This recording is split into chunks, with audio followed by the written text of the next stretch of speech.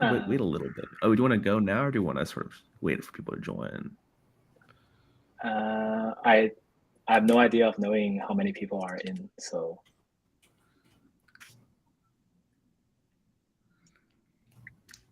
okay, Just set.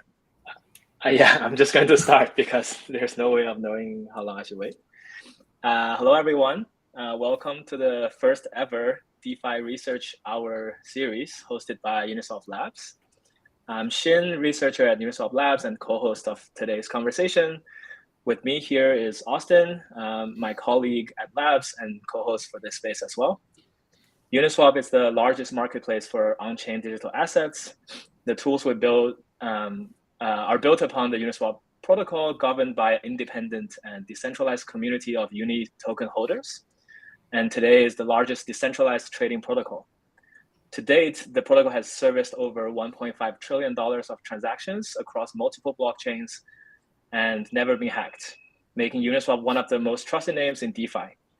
Uniswap Labs is focused on building technology that enables users to swap tokens, buy NFTs, provide liquidity, and self-custody their assets with confidence. The opinions expressed during today's conversation will be ours personally and not that of the labs. Our guest today is Ciamac Moallemi. Ciamac is a professor at the Graduate School of Business at Columbia University and the director of the Bridger Family Digital Finance Lab.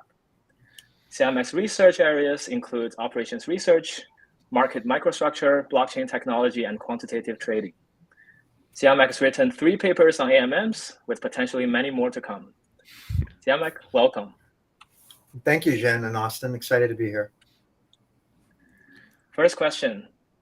You did your PhD in electrical engineering, I believe. What led you to go from studying message passing paradigm to financial markets? What's similar and what's different? So that's a good starting point. I've always been interested in mathematical modeling and computation. And simultaneously, I've always been interested sort of in a little bit more the applied side. Like I'm not a pure mathematician. I don't want to, I want to work on things that, someone might implement and so on. And so for my PhD, I was working in electrical engineering. Broadly speaking, I was working in an area called stochastic control, where you're making decisions over time sequentially, and there's uncertainty about the future. So it's a combination of sort of stochastic modeling, thinking about probabilistic modeling of future outcomes, but also optimization.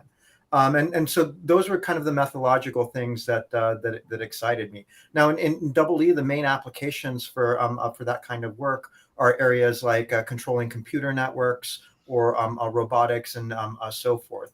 After I graduated and I moved to Columbia, it's a business school. We're interested in sort of different problems. And I decided to work mainly in the area of quantitative finance. So again, I'm still, interested in stochastic control in the abstract, but the main applications I think about are things like quantitative trading, algorithmic trading, market microstructure. These days, I'm spending a lot of time thinking about blockchain. So I think the core ideas are the same as in EE, but just sort of the applications are different. And I think within business schools, that's actually sort of quite common.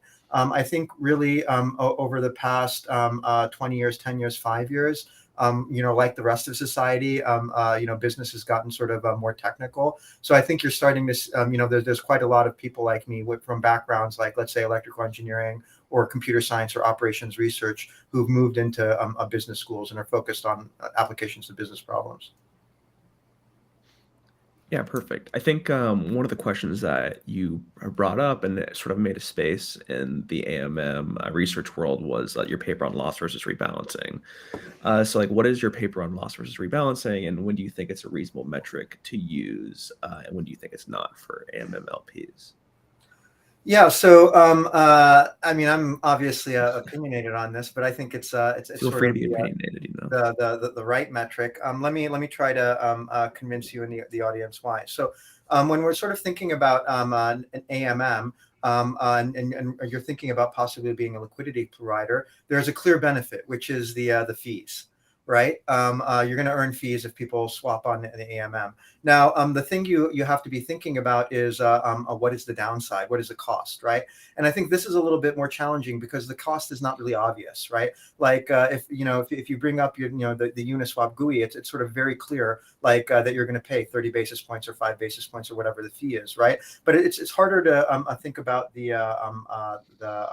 cost now.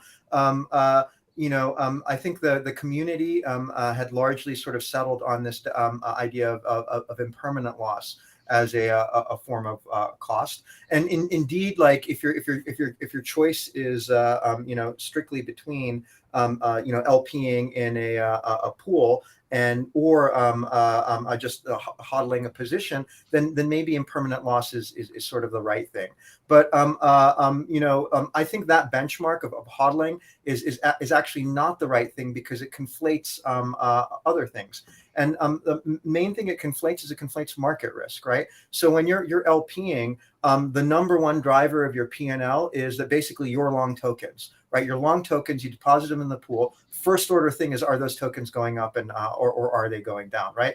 To some extent, in my mind, that is orthogonal to whether you decided to be an LP or you decided to sort of do something else. So I think the right way to sort of look at like isolate is this decision of LPing good enough or not is to sort of get rid of the market risk, right? And this is actually quite common in finance. That's at the heart of like options pricing in the Black-Scholes model, right? The great innovation of Black-Scholes that sort of options pricing literature that they won the Nobel Prize with is if we sort of eliminate the market risk, if we delta hedge, if you will, then you'll sort of arrive at sort of the underlying value of the option. And so lever is basically the same idea of eliminating market risk, but applied to an automated market maker. And the idea is, let's imagine a trading strategy where, in addition to holding a position as a LP in an AMM, simultaneously but separately, you hedge away the market risk by potentially shorting, let's say, maybe hypothetically, maybe for real, but shorting, let's say, on a centralized exchange, whatever exact tokens at any given time that you're holding in the AMM, right? So this would seek to eliminate that market risk, and then whatever's left over, that's the natural profitability of the AMM. And what we see is that what's left over is two components, right? There's the fee income, which is a positive that helps the LPs, but the negative, the cost component, is lever. We interpret that as basically the money that's paid to arbitrageurs, right? And so that interpretation is that if you have an AMM, it's sitting on chain, right? At any given time, it doesn't know what the fair value is of the asset. It's just a smart contract, right? Meanwhile, this asset is trading maybe on other chains, maybe on centralized exchanges, and so on and so forth.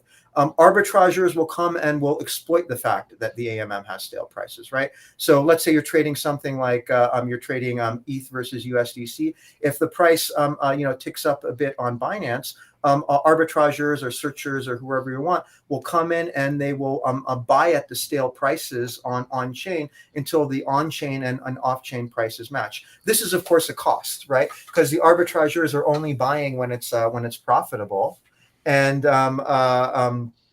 it's a zero-sum transaction between the arbitrageurs and the LPs in the chain. So whenever the arbs are making money, the people on the chain are losing money, right? And so this becomes the fundamental cost of being a liquidity provider.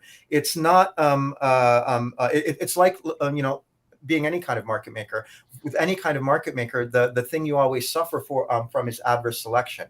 You suffer from trading with people who have more information than you, and AMMs aren't any different. But the particular form of adverse selection is that these arbitrageurs who have better information in that they know what the better estimates of what the market price is, they can pick off the AMM and they'll make money. And you have to account for that when you are evaluating your position in the AMM. So I think, I mean, in my mind, it's sort of the core way to look at it, and I think should be universal. Now let me just pause and make a statement about where it's not the case. again, the idea of lever is coming from Black-Scholes and dynamically hedging, and that works to the extent that you can dynamically hedge, right? So, with this idea of maybe hedging your risk assumes that there is some other place, let's say a centralized exchange or whatever, where you can short and get rid of your risk, and that may or may not be true. Like maybe if you're trading ETH versus USDC, you can short on centralized exchanges and so on. But maybe if you're out in the long tail of a token may not even trade anywhere else, right? It's sort of not clear that that's the right model. So it is predicated on being able to sort of frictionlessly, dynamically trade the asset. That said, I will argue even in those instances, it's still a helpful model, even though you can't maybe literally interpret it and literally go out there and delta hedge. And the reason is the same as the Black-Scholes model. Like people use the Black-Scholes model all the time in environments where you can't dynamically trade. For example, if you work for a startup and you get stock options, how do they value those stock options? They use the Black-Scholes formula, right? Well, you can't take the Black-Scholes formula literally in that context because you can't, trade dynamically in a non-public company, right? So, nevertheless, I think it provides, an important source of input, some, a notion of fair value, and so I think their lever applies also in even for assets that may or may not centrally trade. I'll make one other sort of comment. I think you can start to see ways why lever is superior to impermanent loss, right? The first thing is that a lever versus impermanent loss is actually permanent, right? When you lose money to arbitrageurs, you never get that money back, right? So lever is kind of in some sense a true loss, right? Whereas impermanent loss, it includes lever as a component, but it also includes market risk, right? And the market risk is the difference between whatever the hodling position was and whatever the current position is in the AMM at the time you're looking at it. So the reason why impermanent loss is not literally not permanent is because it includes market risk, whereas a lever doesn't.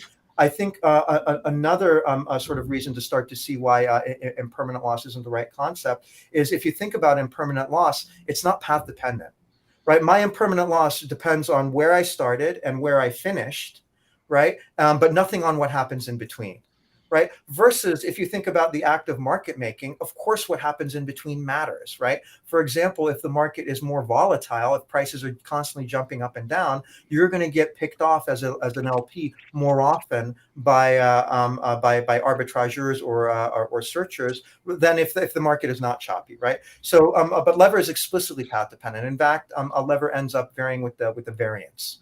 Right, it looks like you're sort of paying out variance, right? So I think there's a whole bunch of arguments I would make that certainly it's the right concept versus impermanent loss. I think there's this one perspective, or maybe even criticism, if you want to call it, but it says that, as you said, like lever requires dynamic hedging, and as you said, sometimes it's not even feasible when there's no like a different marketplace where you can execute that hedge. The other aspect of that is not everyone has access or ability to carry out those hedging trades. And so it's not really an actionable item for the median user of Uniswap. And if you think about like for example, like traditional portfolio theory, etc., the suggestion or the benchmark is really kind of very actionable, right? Like it just suggests that you buy S&P index and don't do anything else, which is very actionable for me, for example. I think that's a great example, Jian. But if you look at portfolio theory, it'll tell you to hold a certain percentage in the S&P index, right? So in theory, you're supposed to be rebalancing. Right. So maybe you rebalance once a month, maybe you rebalance once every 6 months. Right. Lever is the same thing. It's periodically rebalance to sort of to hedge your risk. Right. I don't think that's a burden. I think certainly if there was demand for it, people could sort of offer that as a service. I do think a bigger burden is if you want to short, it's sort of expensive to short. right? So if you sort of actually wanted to, if there was, let's say, it looked like the pool is profitable if you hedge. If in the work I've done, I sort of assume that you trade at mid market, and I assume that there's no cost to holding that short. In reality, in the crypto world, everything's expensive. So if you're going to hold a giant short for a long period of time, then that will probably swamp whatever money you're making or losing in the other thing. So again, I think if you want to take the model literally, you're right. There is you may not be able to sort of a delta hedge. But again, I think even in the absence of taking it literally, I think the model has values. And again, I would just point at options markets, right? Or general. I mean, people use options pricing in all kinds of settings where you can't dynamically trade. Is it a number that you can guarantee so that if this is not the price that there's an arbitrage? No, right? But nevertheless, it's an input to sort of think about what is the cost you're giving up. I would argue that whether or not you can hedge, there is a real cost to being an LP, where people are going to pick you off if your price is stale. They're going to pick you off when they have more information, and you need to quantify that in some way. What do you say to the people who refer to lever as LVR? Do you think that lever is sort of the right way that it should be said? What do you say to them? Absolutely. That is. Otherwise, it doesn't sound nearly as slick. I like lever. Okay, good. I'm a big stickler for how people say things. ETH or MEV. I'm always like, no, you got to say it the right way. So I talked to someone who's like called it LVR, and I was like, no, it's definitely a lever. So I just wanted to hear from the source what you felt about it. Perfect. Okay, and a lot of people have been kind of taking the concept and trying to bring it to life, so to speak. What do you think mechanism designers can do with respect to the idea of lever? So I think you want to mitigate it. I mean, I think it's a bad thing. It's basically money that is being taken from the liquidity providers and is going to sort of arbitrageurs, and is getting in the way of welfare improving trade. So just to sort of maybe take a step back and set up what the goal of a mechanism designer should be. In general, the way I like to think about markets, and I think that it's sort of pretty universal in economics at this point, is that the goal of a market is to take a goods, let's say a token or whatever, right, from someone who has low idiosyncratic value to it, and trade it for someone who has high idiosyncratic value, right? How much you pay and who gets paid, that doesn't matter, because those are zero sum.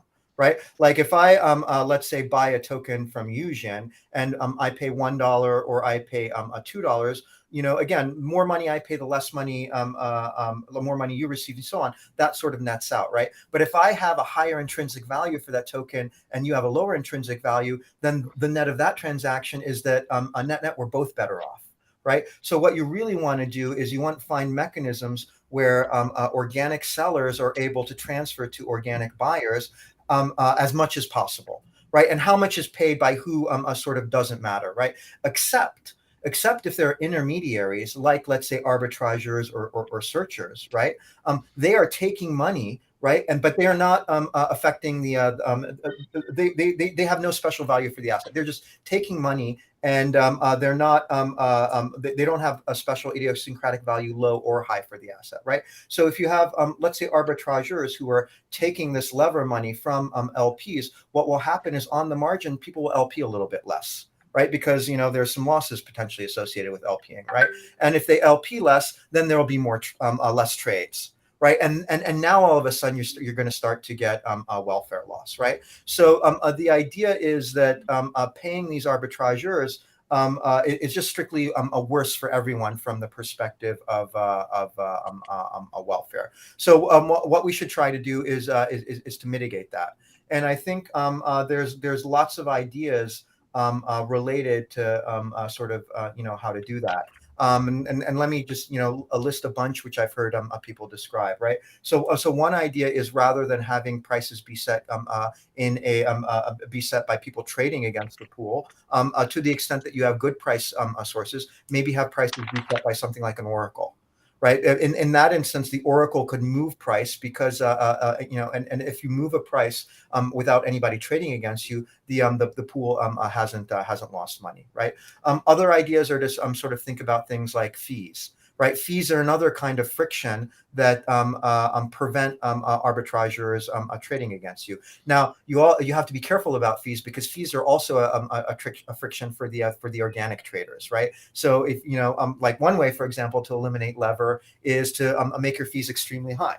If you make your fees extremely high, then you won't lose money to arbitrageurs, because they won't trade with you, because nobody is trading with you, right? But that also defeats the purpose of the mechanism. So one might think about more intelligently setting fees. For example, having fees vary with volatility, right? I don't know if it should be with should it vary with volatility or volatility squared or what? But all things being equal, the more volatile markets are, the more of this arbitrage there's going to be, with people picking off stale prices, because the more often prices will be stale, right? So thinking about setting fees in that way. I think another class of mechanism is thinking about maybe having a designated class of arbitrageurs. So, for example, if you could enforce, let's say you have a pool and the fee is 30 basis points. Maybe you could whitelist some participants, let's call them arbitrageurs, and give them the ability to trade at the 0 basis point fee. If they can trade with a 0 basis point fee, they will be more aggressive to trade, and they will more often police so that the price on the pool is equal to sort of the price across the market of the asset. By virtue of being able to trade with no fee, you're sort of creating a priority mechanism where these people can arb earlier. Now, you don't want to do this for nothing. Maybe they pay a rent to you to do that, or maybe you auction off this right? But that's another mechanism where maybe different than something like an oracle, where you're trying to control this value extraction instead of letting the market take it through competition. By auctioning it off, you can try to monetize it and maybe feed it back to the LPs. But I think this is a major challenge to sort of mitigate how much LPs lose to arbitrageurs. Yeah, I think it's a very difficult problem, and one that it'll be interesting to see how people come up with solutions for it. I think sort of one solution that people have brought up as sort of a new market structure that could be used are dark pools. And I know that you've written a lot about dark pools, and you've talked about like how they enhance welfare and for whom. So do you think crypto falls into the regime that you've described, and who do you think will really benefit from the introduction of dark pools in crypto? So, I think with a lot of these things, there's counterbalancing effects. I think the principle I would use to sort of think about it is, does it enhance, that concept of social welfare? Does it enhance gains from trade, right? Does it, make it easier for people with low idiosyncratic value to give the sell the thing to people with high idiosyncratic value? If you think about, let's say, a dark pool, just to sort of keep things a little bit simpler, the crypto world is very complicated, and you have centralized limit order books, you have AMMs and so on. Let's just imagine you had a limit order book, and you're thinking of introducing a dark pool in a parallel to that, right? So how do I view a dark pool? I view a dark pool as a mechanism where basically it's sort of like a limit order book in the sense that people are matched, right? However, the orders aren't exposed, right? And also, many people put in orders that don't have a limit price attached, but instead are meant to match at quote unquote mid market. Right. So like typically in U.S. equities, the mid market would be the NBBO, the mid of the national best bid and offer. And so you might put an order in for in a dark pool that says, look, I want to buy 1,000 shares of something.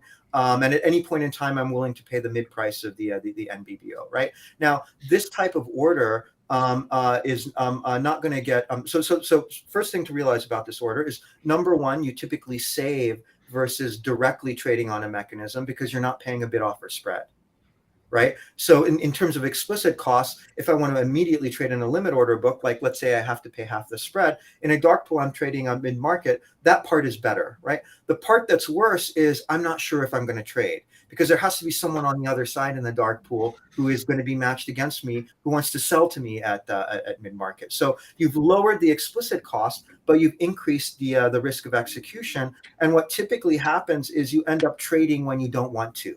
Right. So, for example, you may end up buying right before the price goes up, right? Or you may end up selling end up buying right before the price goes down, right? So you sort of ex post regret it a little bit, right? Or you end up selling right before the price goes up, right? So, in other words, there's a flavor of adverse selection you have to think about, right? Again, your orders won't execute for certain, and more often than not, when they execute, you will slightly regret it ex post. So because of this, what happens is the kind of people who want to use dark pools are people which I will call in finance parlance uninformed, right? Now, what I mean by that is not a pejorative. It's not that they don't know anything or they're dumb or something like that. It's just that they don't have short-term information, short-term alpha, right? So there's some people in the market who want to trade because the price is going up in the next 5 minutes or the next hour or something like that. And there's some people who don't have that kind of information. They're trading for other reasons. Maybe they just like this thing for the long term, or it fits in their portfolio, or just a longer time horizon, or whatever. That population of people are the population of people who are going to use a dark pool because they're patient, right? They can sit there and they can potentially wait over time and wait for that order to sort of fill. So those people get an option that's good, right? But on balance, what happens is when you introduce a dark pool, you have to sort of think about the equilibrium effects. What you're doing is you're pulling some of the uninformed traders away from trading in the lit markets. And what that means is that the lit markets are going to be populated with the sharks. It's going to be populated with the people who are trading because they know what's going to happen in 5 minutes, right? Or they have some prediction or so on. And so in equilibrium, there's a possibility that actually spreads in the lit market will increase, right? So again, it's complicated, and there's not a simple answer. You have counterbalancing effects. On the one hand, introducing a mechanism for people to exchange, that's sort of uniformly better. Right, it feels like you're giving people more choice. There's more chance for these organic sellers to sell to these organic buyers, and vice versa. On the other hand, because you're siphoning away this uninformed flow, you're making the original limit order book market or dealer market, you're making that more toxic, and spreads are increasing. And spreads increasing is bad for welfare, right? Because again, it makes it harder to trade. So I think it's difficult to say. And I think the right answer is you have to sort of think about these things in equilibrium. You can't think about in isolation what happens to dark pool. You also have to think, well, what is the introduction of the dark pool? What are the implications for the behavior of other mechanisms and people who are not using the dark pool themselves? Yeah, that makes sense. I've seen some research on how on the AMM dark pools. So there's been a lot of talk about, do they work? Are they good? So do you have a sort of opinion on an AMM based dark pool instead of sort of a central limit order book based one? I haven't thought about that. I don't have a strong views. Are there on-chain dark pools? How would that work? There are no on-chain dark pools currently. I think they're sort of in the stage of, do they have value? Should someone build them? Because obviously dark, like ZK proofs and things like that on chain are very difficult. So there's been some talk about them. A lot of people are very interested in them. I'm sort of unclear if they work or if they have value long term over some like a lit market or things like that. Yeah, I mean, I think it does. I think it sort of comes down to the same two effects. Like, one thing that's a little bit odd about an AMM right now is that if I have a buyer arrives and then a seller arrives 2 seconds later, they're somehow not matched. They somehow both have to trade against and pay spreads and so forth. Versus if you could somehow match them like they should be matched instantly, right? Because no one has to take risk, or only risk for a short period of time. So I think in that sense they're good. But in another sense, if you end up again matching these uninformed traders and pulling them away from interacting with the LPs, what you're going to get is the flow to the LPs is going to be more toxic. Mm-hmm. So there's going to be larger lever or adverse selection or whatever your cost metric is. Yeah, that makes sense. Here's a question that I have regarding the comment on like the net equilibrium might be better or worse compared to the counterfactual where you don't have the introduction of a new place, is how do you is it possible even to find out ahead of time? Because once you have introduced a new thing and you sort of already find out what the equilibrium is realized, and that might be too late, right? You can't unintroduce the thing, or I don't know if you can, but is there any way for us to model it realistically and find out ahead of it and kind of decide what's a better thing to introduce than not? Yeah, I mean, I think you're pointing at an excellent challenge. I mean, I think we can sort of write down small models and like show that, hey, again, things could be better, things could be worse. But I think it's really hard to say. The world is complicated, and you can't model everything. I think also in the crypto world, there's another aspect, which is, let's say we hypothetically agree that like dark pools are a bad idea. How are you going to enforce that, right? If someone can profitably run a dark pool, they're going to do that, right? So even if it's a worse equilibrium for everyone, if the dark pool operator or the dark pool participants, if it's good for them, it will likely happen in a decentralized setting. Nice. I agree. I guess another kind of mechanism, somewhat similar in maybe in spirit, but implemented very differently, is the idea of payment for order flow.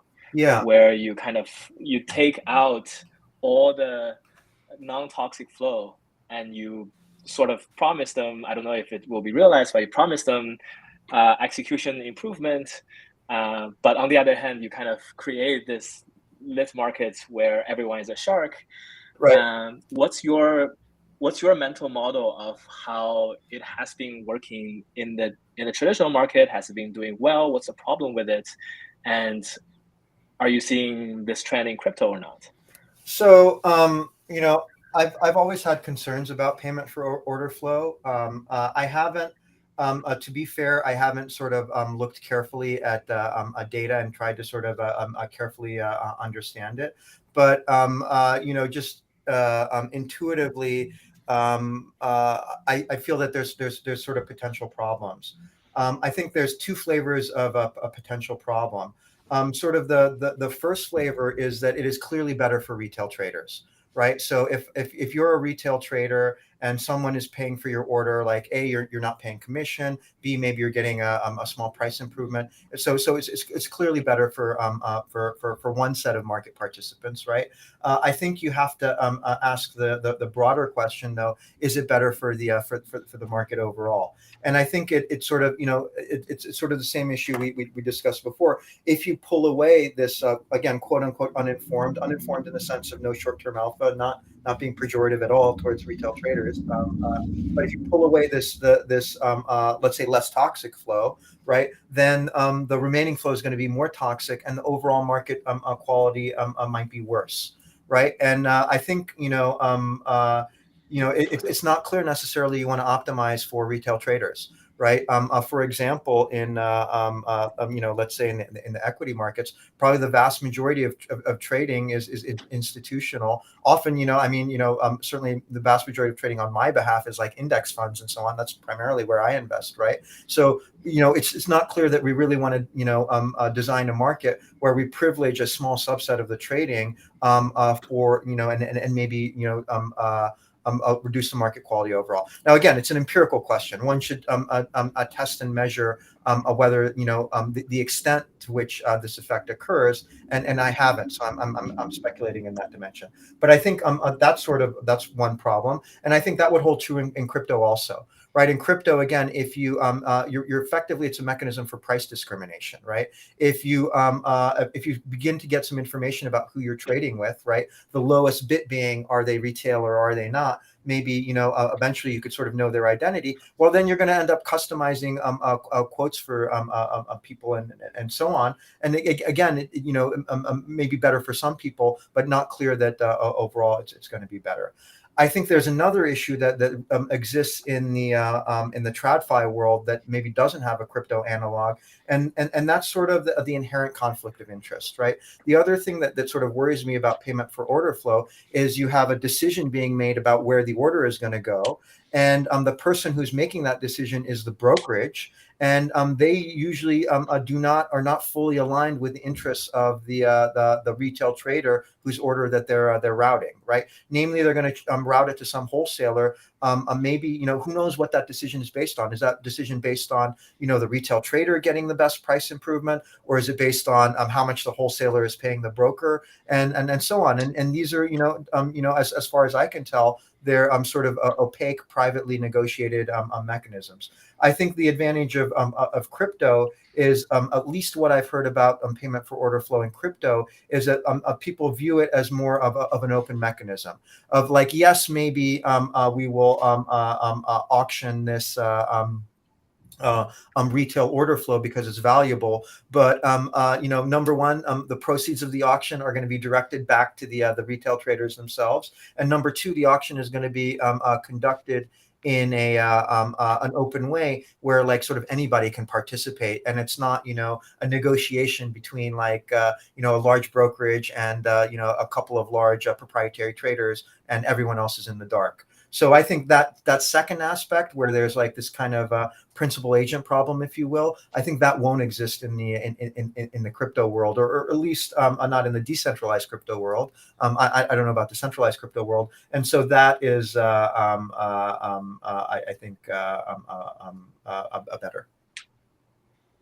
Directionally, according to your intuition, are there market characteristics that would make a certain market better suited for these type of payment for order flow kind of market structure? Is it a market where there's less liquidity but more speculators? Is it a market that's more volatile? What kind of characteristic would you be looking for when you think of introducing such mechanism? I think that's a good question. My initial reaction would be that if you have markets where are like dominated by let's say retail traders, I think it's more likely that the payment for order flow would be better. But I should be careful. I haven't carefully thought about it. Yep. Sorry, I just came up with the question. So yeah, I haven't thought about it either. Yeah, we can probably sort of transition. So you used to be a trader. So how has your trading experience helped your research, and which helps the other more, academic research or quant trading type of research? I think both. I think, and going back to a little bit what I was talking about at the beginning, like I'm an applied mathematician. I want there to be an application. And so I think the advantage of doing practical stuff, of doing actual trading and so on, is that practitioners get to the problems early, right? Like you guys identify the problems, you identify like what the issue is, and so on, because in some sense you're interacting with the real world. I think AMMs are a great example of this. If you had explained to me the idea of like a constant product, a market maker, like let's say in 2020, my reaction would have been like, this is a bad idea. It's not going to work. You should just have a limit order book, right? So it turns out, and I'm someone who actually, I have some background in the original prediction markets literature and market scoring rules and so on. It wouldn't have been a foreign idea, but my reaction would have been that none of the market scoring rule stuff worked. Why should this work? Well, you know what? I was wrong. Right. And the people who figured out I was wrong were the practitioners. And I think the evidence is the fact that there's massive volume on these systems now. Right.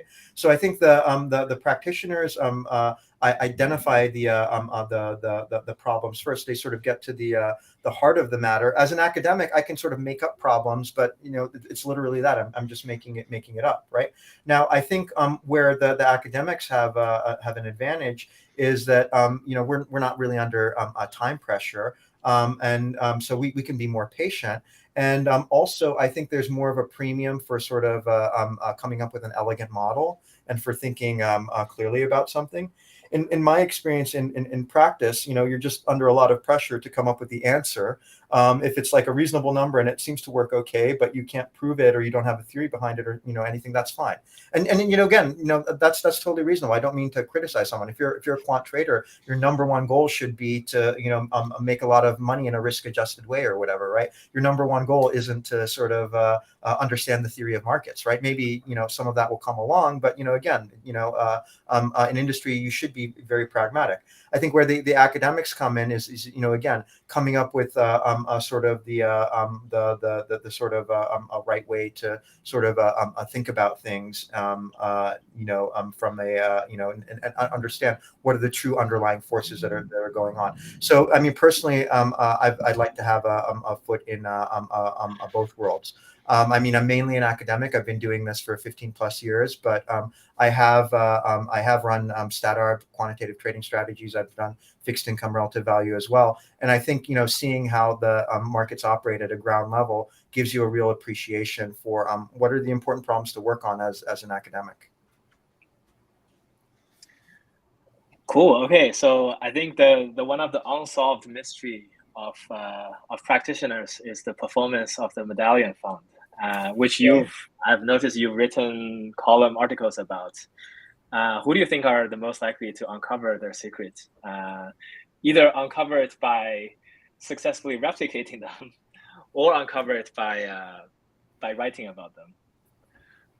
I think it's fun to speculate. I mean, I think the reality is, obviously, Renaissance and Medallion, in particular, have been extraordinarily successful. I think, eventually, I think those guys will somehow leak what's going on. I think, though, I would like to speculate. I think there's a couple of ingredients to the success. I think number one, Jim Simons has run an incredible kind of recruiting machine. My understanding is this may not even be current, but I think they have on the order of several hundred, sort of PhD level researchers. And I think the amazing thing is nobody leaves. Right. So I think a quite common thing that happens at many other quant hedge funds is after a while people leave and the alpha leaves with them. I think through some combination of ironclad non-competes, but also really paying people a lot of money. Jim Simons has sort of built an organization where they haven't had that much alpha leak. And I think one interesting aspect of it is my understanding is that internally they're open. Right. So just to get a little bit of perspective, quantitative trading shops usually operate in two ways. Right. One style is called the siloed style, where you may be like, let's say, an alpha researcher. You're working on your own particular alphas or machine learning models or whatever. And, maybe some alpha researchers are sitting to your left and to your right, but you don't talk to each other about what you're working on. Right. You talk to your manager, and like information flow is very tightly controlled. And that's for reasons that like you don't want people knowing the secrets. You don't want people leaving with the secrets later on. Right. But the downside of that is nobody likes to work in that environment. Right. In my entire experience in academia and in industry, right, people want to collaborate. People want to talk with their neighbors and bounce their ideas and so on. Right. So the other model is you have a more open model where people are working on their own projects, but you know what other people are working on and you bounce ideas and so on. Of course, that comes with much larger IP risk. So my understanding is Renaissance has the second model. They're open book, right? But somehow they're able to do this without the IP risk. So I think they've hats off to them. They've sort of managed it very well. I think to dive into a technical point, and this is now real speculation. I have no way of knowing any of this stuff, by the way. I don't have any contacts at Renaissance. This is just anecdotes of talking with people. I think I understand that one of the main things that Renaissance does better than other people is thinking about transaction costs and understanding how to sort of trade, right? At the heart of sort of quantitative trading, there's kind of two steps, right? One step is the alpha step. You make predictions, right? Like what's going to happen in 5 minutes, an hour, a week, 2 weeks, whatever. Is the price going up, going down? But then the second step is once you have a bunch of predictions, you have to monetize them. You have to sort of decide to form, what portfolio are you going to form? How are you going to trade it? Are you going to aggressively try to get into this position? Is it going to be slower? So on and so forth. And one key ingredient of that is understanding how much it costs to get into a position, right? Namely, in general, the faster and more aggressively you trade, the more you are paying. And I think like a common kind of rule of thumb for quant trading is you never want to be like, let's say, more than, just to make up a round number, let's say 5 or 10% of the market, right? If you're at any point in time you're more than 5 or 10% of the trading volume, then you're really maybe pushing prices.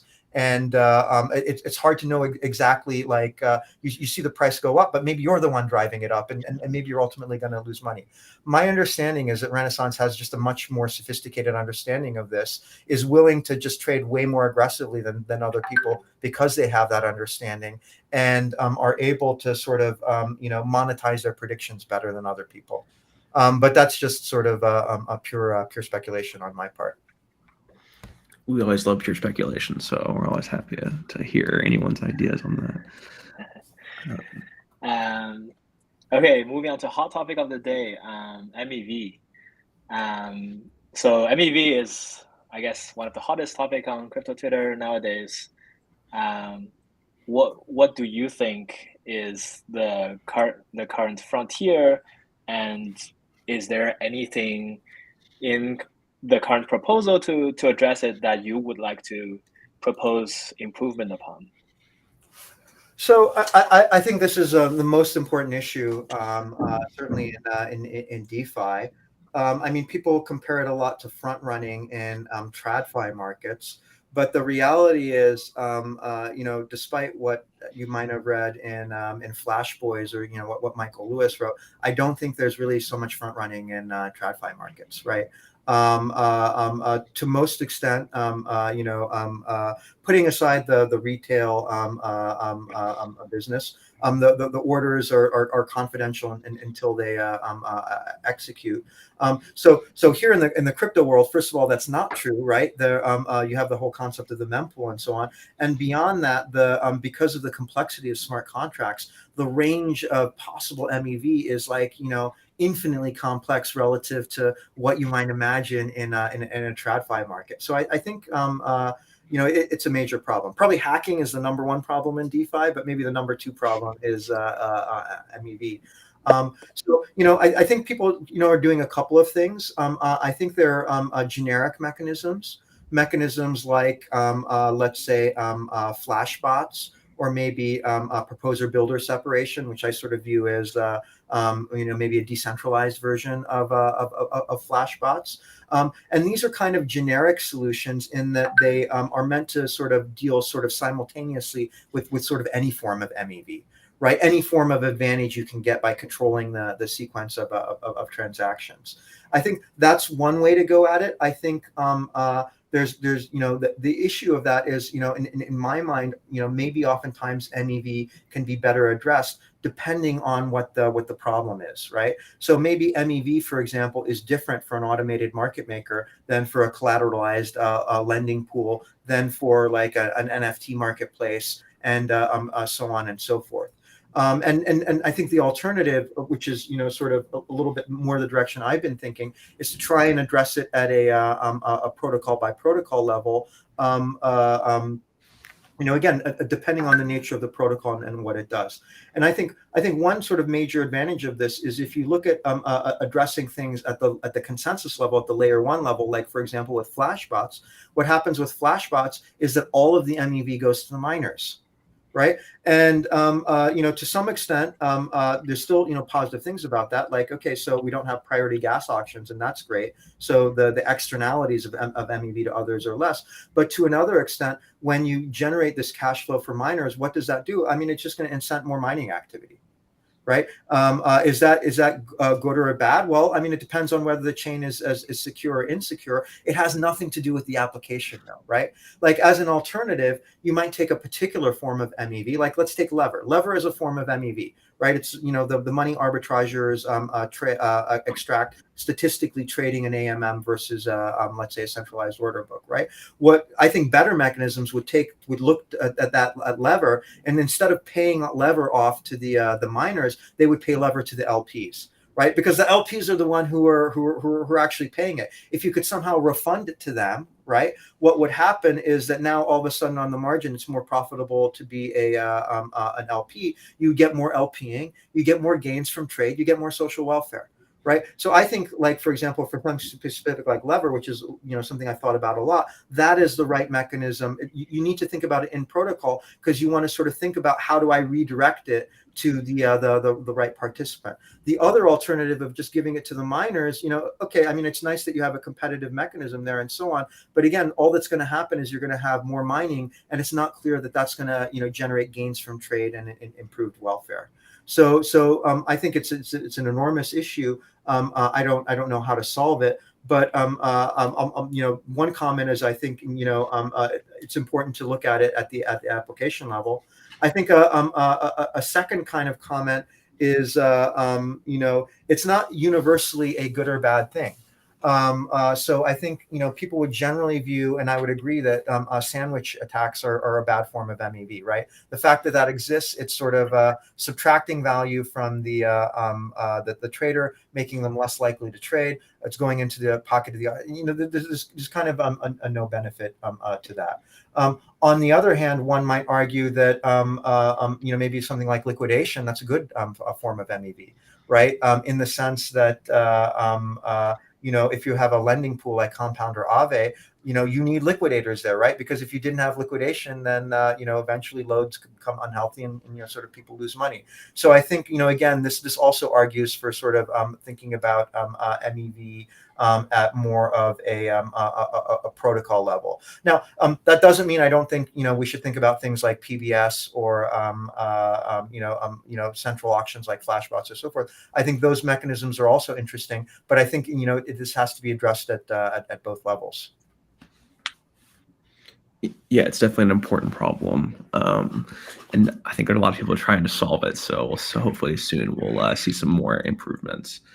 I guess lastly, what sort of advice would you give to someone who's like intellectually interested in DeFi? I think it's a great place to be intellectually interested, because it's a very open place. So I think sort of relative to like sort of becoming interested in TradFi, somehow there's a much lower barrier to entry. The data is all there. It's easy to get sort of on-chain data, even the exchange-based data. More often you can get for free. You can. It's important to that.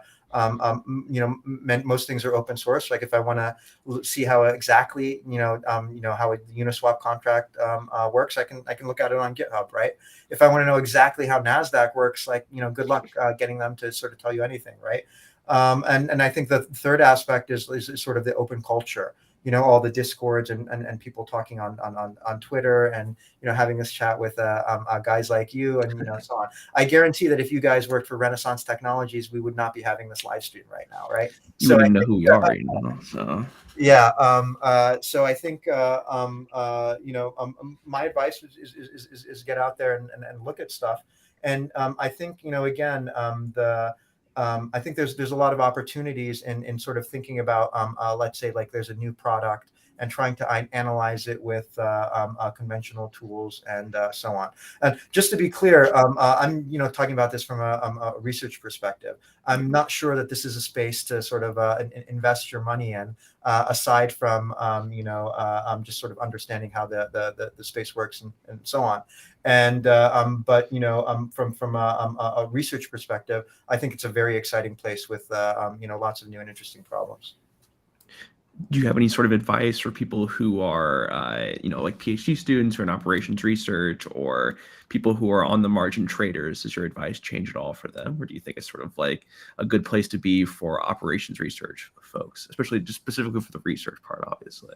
I think the research questions are very interesting. I think if some of it, like, if I was giving some advice, some of it would also depend on like sort of what you want to do downstream, right? So the reality is, although there's a lot of interest in crypto in academia, it's a little bit of a niche topic, right? And it's a little bit spread out across different worlds. Like there's a lot of people in CS interested, some people in OR, some people in business schools.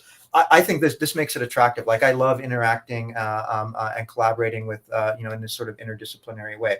But from the perspective of, let's say you're a PhD student and you're strategizing about how do I get that assistant professor job, these kind of things make it a little bit harder. And that's just the unfortunate reality of academia, as it's a little bit of a rigid place and it's very slow moving. And actually, the flip side is there's actually positive things about that. So, I mean, it's been, almost a year since maybe the crypto bear market started.